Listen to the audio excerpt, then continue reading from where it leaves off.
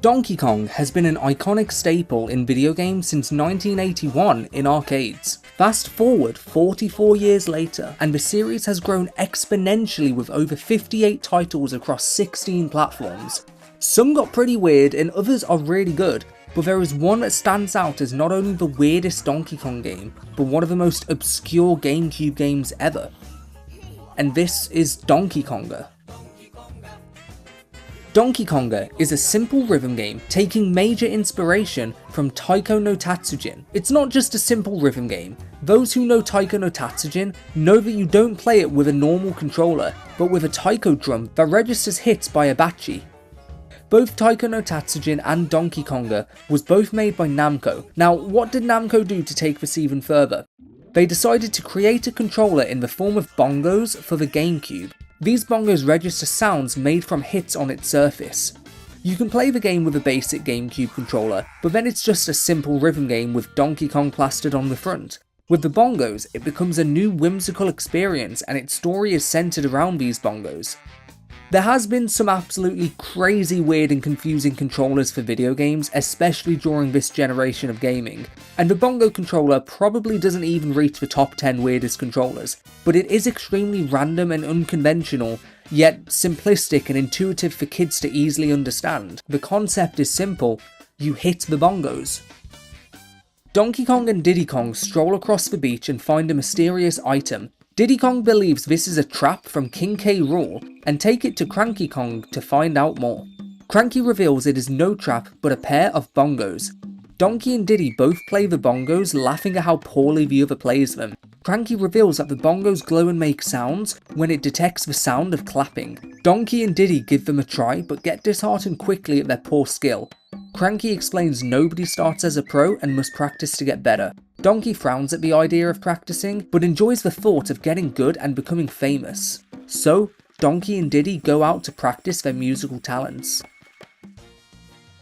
Banging on the bongos as the prompts appear with the music will trigger different sensors and register your moves. Tapping on the right or left bongos or in the centerpieces of both to create large combos of points, as well as a feature that registers clapping to add something a little different to the mix. The song list in the game is pretty cool and changes depending on the region. I'm in the UK and playing the PAL version, but the song list on the PAL, American and Japanese are all really good, including some anime openings, nursery rhymes, and Nintendo licensed songs from their other titles like Mario, Zelda, Kirby and Smash Bros. But the most surprising songs are the licensed songs in the game.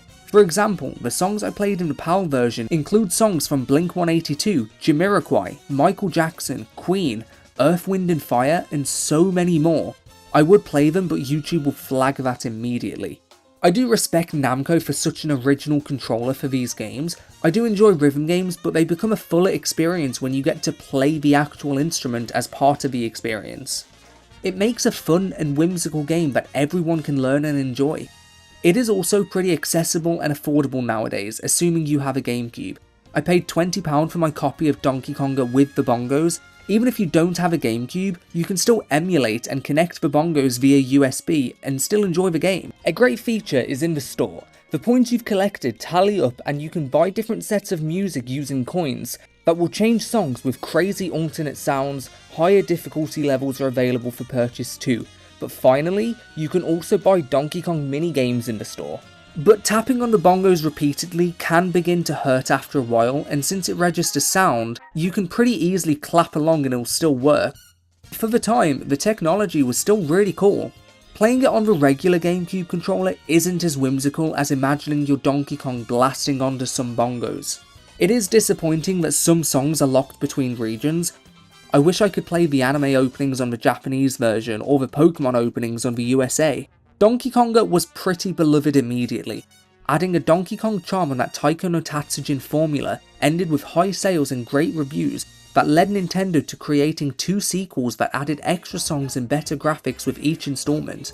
The Donkey Konga Bongos was a controller which is weirdly enough also compatible with every single GameCube game ever. Granted, not very well as there is 0 button mapping, so you can't really use it for anything, but it's still there.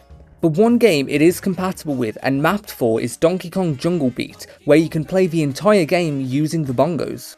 At the Game Developers Conference, Donkey Konga won an award for Best Innovation in 2005 and won Console Family Game of the Year by the Academy of Interactive Arts and Sciences.